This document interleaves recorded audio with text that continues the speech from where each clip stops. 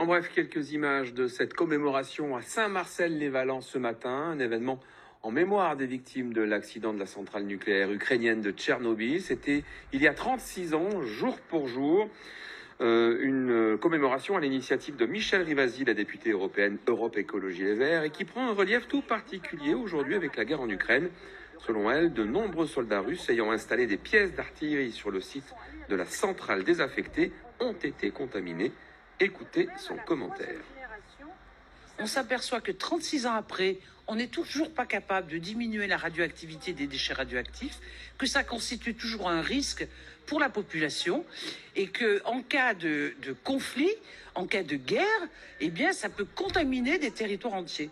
Et donc, tout ce qui est lié au nucléaire, il faut absolument l'éliminer si on veut conserver l'humanité. Alors, cette date du 26 avril qui marque l'accident de Tchernobyl est aussi un anniversaire pour la CRIRAD. C'est le laboratoire indépendant de mesure de la radioactivité. Il a été créé à Valence au lendemain de la catastrophe. Et la réputation de la CRIRAD est aujourd'hui internationale. Sandy Goldstein revient sur son histoire. La CRIRAD, commission de recherche et d'information indépendante sur la radioactivité. Son histoire, née à Valence, est directement liée à la plus grave catastrophe nucléaire du XXe siècle. La catastrophe de Tchernobyl en Ukraine.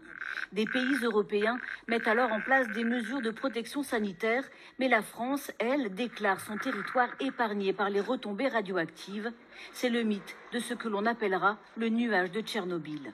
Aucun danger n'existe actuellement sur le plan de la consommation, ni sur le plan de la consommation de la viande et du lait dans la Drôme.